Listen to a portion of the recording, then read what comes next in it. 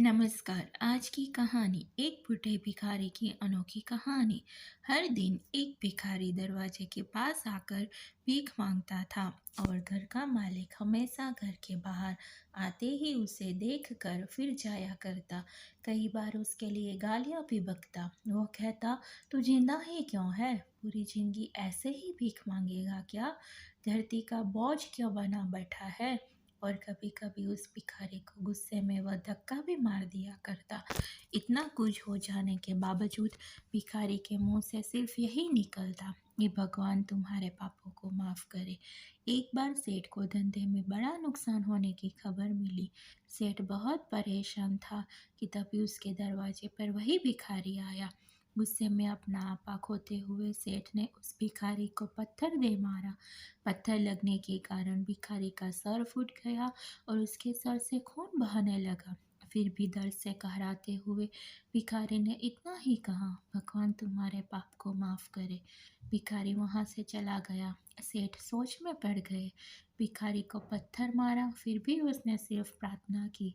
सेठ का गुस्सा शांत हुआ। सेठ का मन हुआ भिखारी का रहस्य जानने के लिए। सेठ ने भिखारी का पीछा करना शुरू कर दिया। भिखारी जहाँ जहाँ जाता सेठ उसके पीछे जाता। सेठ ने देखा कि कोई उसको खाना देता, कोई उसको मारता, कोई अपमानित करता तो कोई गाली देता। लोग भिखारी के साथ चाहे जैसा व्यवहार करते, लेकिन भिखारी सबके लिए एक ही प्रार्थना करता, भगवान तुम्हारे पाप माफ करे। अब रात होने को आई थी। भिखारी अपने घर जाने के लिए लौटा। वो अपने घर पहुंच गया, लेकिन सेठ अब भी उसका पीछा कर ही रहा था। एक पुरानी टूटी हुई खटिया पर एक बूढ़ी औरत लेटी हुई थी। काफी कमजोर और बीमार लग रही थी। वह भिखारी की पत्नी थी। अपने पति को वापस आता देख वह खाट से उठ खड़ी हुई। पत्नी ने अपने पति के भीख वाले कटोरे में देखा, उसमें सिर्फ आधी बासी रोटी थी। उसे देखकर वह बोली, आज बस इतना ही मिला? और हाँ, आपके सिर से खून निकल रहा है, यह चोट कैसे लगी? बूढ़ा भिखारी बोला, आज बस इतना ही मिला, किसी ने कुछ दिया ही नहीं, सबने गालियां दी और एक ने पत्थर भी फेंका, इसीलिए मेरा सर फट गया। एक गहरी ठंडी सांस लेकर बुढ़ा भिखारी फिर से बोला, यह मेरे ही पापों का फल है। तुम्हें याद है कुछ साल पहले हम कितने अमीर थे? क्या कुछ नहीं था हमारे पास हर चीज जरूरत से ज्यादा थी, लेकिन हमने कभी दान नहीं किया। और उससे भी बुरा हमने उस अंधे भिखारी के साथ किया जो हमारे द्वार पर भीख मांगने आया करता था। बूढ़ी पत्नी की आंखों में आंसू आ गए। वह बोली, हाँ, हम उस बेचारे अंधे के साथ बहुत बुरा करते थे, उसका अपमान करते थे, उसे खाने के लिए रोटी की जगह कागज दिया करते, उसका मजाक उड़ाया करते और कभी कभी मारा भी करते। मैंने कभी उसको रास्ता नहीं दिखाया और एक बार मैंने उसके मुंह पर मिट्टी भी फेंकी थी और वह हमेशा दुखी होकर यही कहता कि भगवान तुम्हें तुम्हारे किए की सजा देगा, भगवान तुम्हारे पापों की सजा जरूर देगा। उसका श्राप सच हुआ और हम इस दुख भरी जिंदगी में आ गए। भिखारी बोला, हाँ, उसका श्राप सच हुआ, इसीलिए मैं किसी को बद्दुआ नहीं देता, चाहे कोई मेरे साथ कैसा भी बर्ताव करे।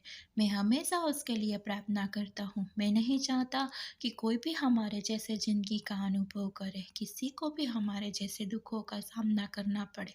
वो नहीं जानते कि वह कितना बड़ा पाप कर रहे हैं, इसीलिए अनजाने में हुए पाप की ऐसी सजा किसी को भी मिले, ये मैं नहीं चाहता। सेठ वहीं पर छुप कर यह सारी बातें सुन रहा था। अब उसे सब कुछ समझ में आ गया। भिखारी और उसकी पत्नी ने वह आधी रोटी मिल बांट कर खाई और भगवान को धन्यवाद बोलकर सो गए। अगले दिन वह भिखारी फिर से भीख मांगने गया। सेठ के घर के पास जाते हैं, सेठ ने पहले से गर्म रोटियां उसके लिए निकाल कर रखी थी।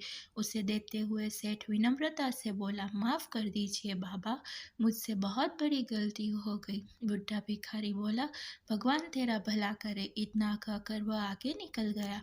इस कहानी से जो सीख लेने लायक है वह बड़ी ही सिंपल है कि आदमी चाहे किसी के बारे में बुरा कहे या भला करे, लेकिन भगवान सिर्फ कर्म के हिसाब से उसको फल देता है।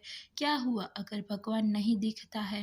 लेकिन यह बात बिल्कुल सच है, उसके खाते में सबका हिसाब बहुत बहुत पक्का होता है। इसीलिए जब किसी के लिए कुछ भी करो तो अच्छा ही करो। ऐसी ही मज़ेदार कहानियाँ सुनने के लिए please like share and subscribe to my channel.